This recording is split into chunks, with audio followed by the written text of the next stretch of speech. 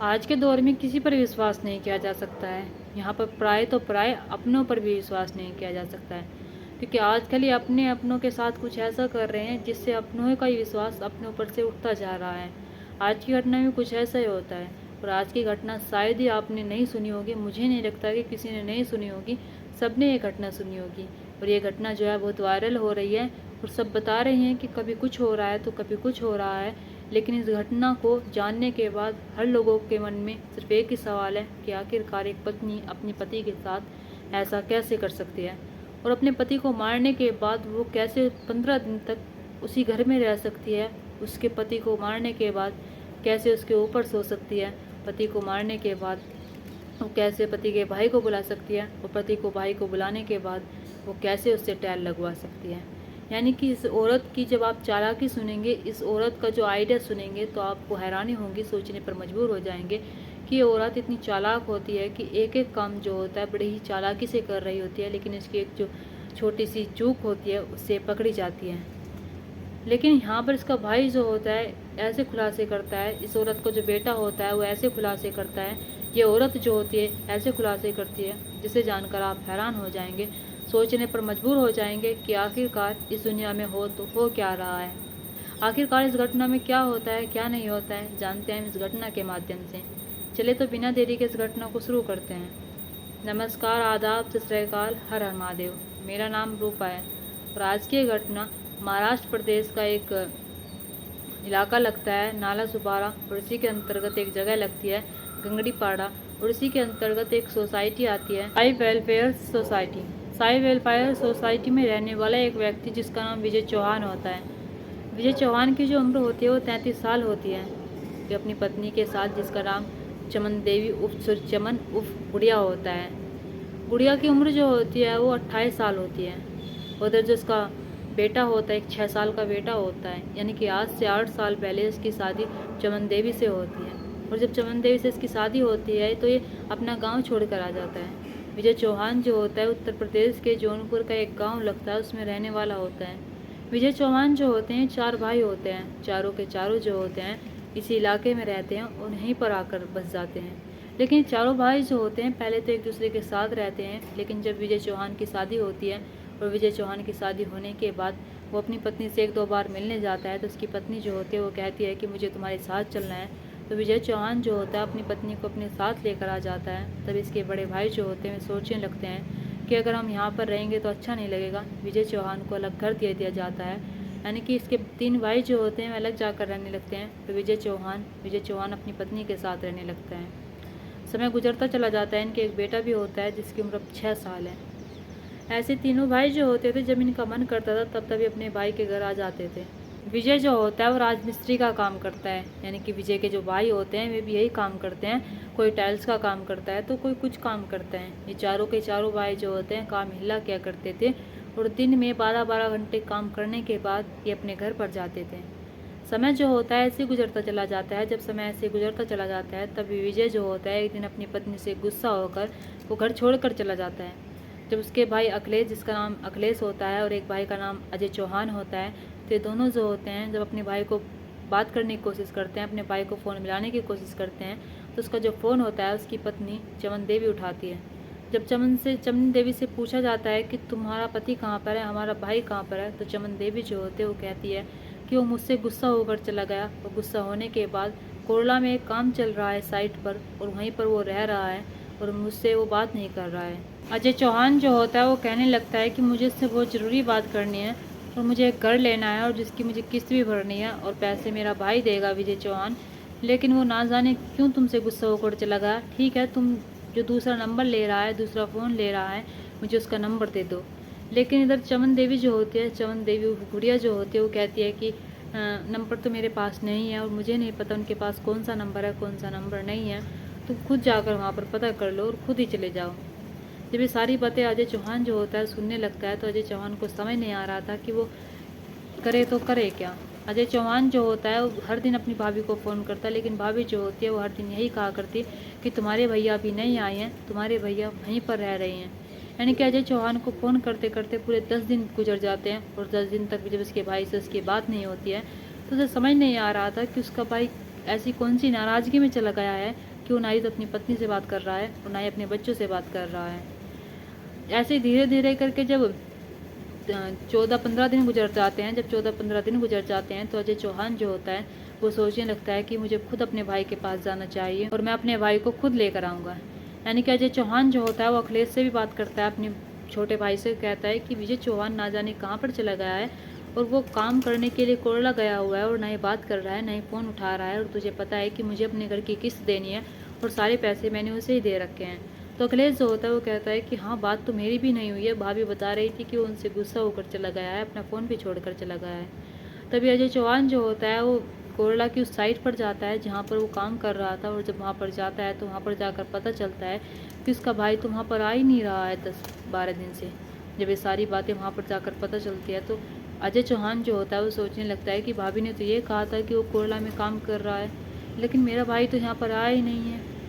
तभी अजय चौहान जो होता है यानी कि 19 जुलाई सन 2025 को वो अपनी भाभी के घर जाता है, और जब भाभी के घर जाता है तो देखता है कि इसकी भाभी भी वहाँ पर नहीं होती है, घर का ताला लगा हुआ होता है।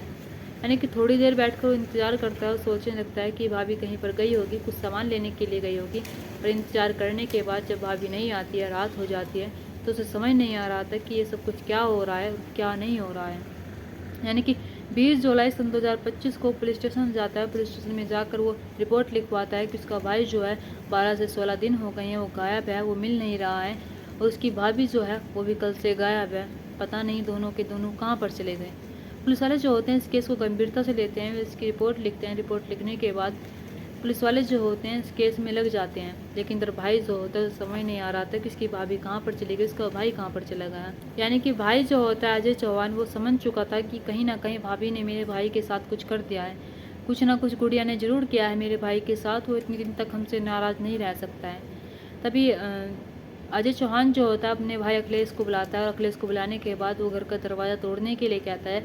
आसपास से पूछताछ की जाती है तो आसपास के जो लोग होते हैं बताते हैं कि गुड़िया तो जो है वो कल से ही गायब है। जब दरवाज़ा तोड़ा जाता है, दरवाज़ा तोड़ने के बाद घर के अंदर देखा जाता है तो घर के अंदर कोई ऐसी संदिग्ध चीज़ नहीं मिलती है, लेकिन घर के अंदर 4 टाइलें लगी हुई थी जो बड़ी बड़ी लगी हुई थी। जब उन टाइलों पर अजय चौहान की नज़र जाती है तो अजय चौहान जो होता है वो कहने लगता है कि ये टाइल यहाँ पर कैसे आई, ये टाइल मुझे अलग से लग रही है। तभी अखिलेश चौहान जो होता है वो कहता है कि ये भैया तो ये तो मैंने ही लगाई है खुद, ये तो मैं ही खुद लगाने आया था कुछ दिन पहले, क्योंकि यहाँ पर जो शिविर है यानी कि एक पाइप है वो लीक हो गया था, और पाइप लीक होने के बाद जो भाभी ने यहाँ पर काम करवाया था, भैया ने भी यहाँ पर काम करवाया था, तो इसलिए मैं यहाँ पर टाइल लगाने आया था।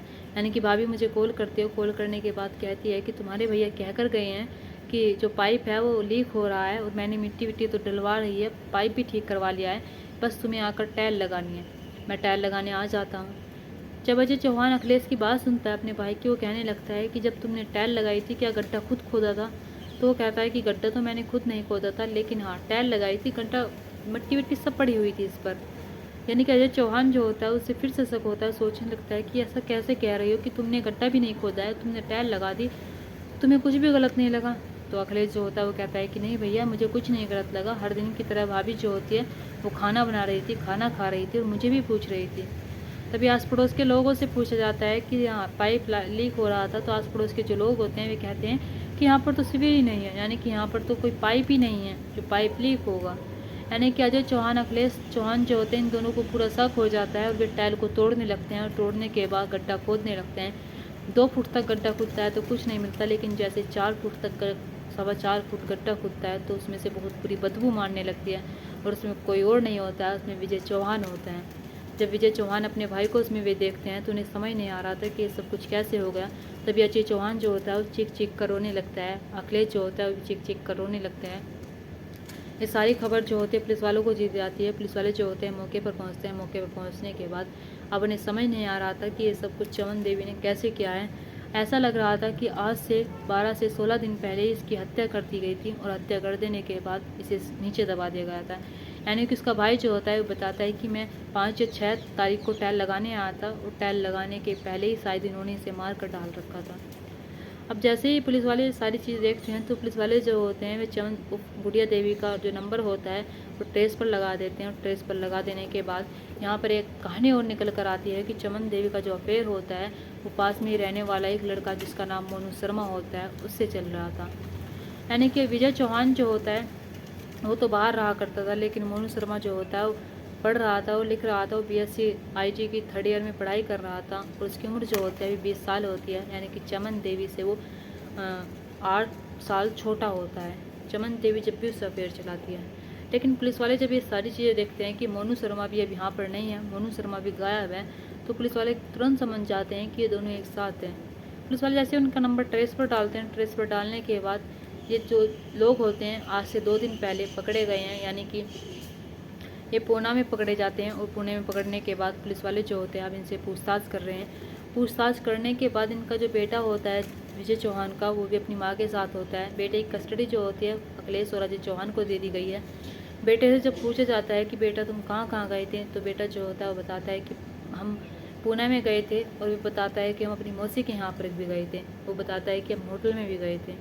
यानी कि इधर पुलिस वाले जो होते हैं वे चमन देवी से पूछताछ करते हैं, मोनू शर्मा से पूछताछ कर रहे हैं। इन्वेस्टिगेशन जो है अभी आगे जा रही है, लेकिन चमन देवी जो होती है वो बताती है कि विजय चौहान जो होता है उसे टाइम नहीं दे पा रहा था। इधर विजय चौहान जो होता है उसके साथ इस तरह से नहीं रह रहा था जिस तरह से चमन देवी गुड़िया जो होती है वो रहना चाहती थी।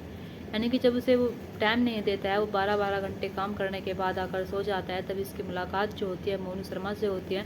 और जब मोनू शर्मा से इसकी मुलाकात होती है तो इन दोनों को प्यार हो जाता है एक दूसरे से।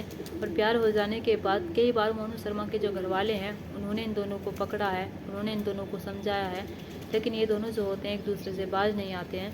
यानी कि विजय चौहान जो होता है वो तो काम के लिए बाहर चला जाता था, उधर बेटा जो होता है स्कूल चला जाता था। स्कूल जाने के बाद ये दोनों जो होते हैं एक दूसरे के साथ शारीरिक संबंध बनाया करते थे, यानी कि एक दूसरे की हवस की जो आग होती थी उसे पूरा करते थे। यानी कि दोनों जो होते हैं एक दूसरे से कहने लगते हैं कि हम एक दूसरे से बहुत प्यार करते हैं। अभी इन्वेस्टिगेशन जो है बहुत आगे तक जा रही है, लेकिन ऐसा लग रहा है कि ये दोनों जो होते हैं उसे जो विजय चौहान होता है उसके नाम 11 लाख रुपए पड़े हुए होते हैं, और जो ये घर होता है वो चमन देवी के नाम पर होता है। तो प्रॉपर्टी का भी लालच हो सकता है कि हम दोनों इसे रास्ते से हटा देते हैं, हटा देने के बाद मैं मोनू शर्मा के साथ आराम से रहूँगी।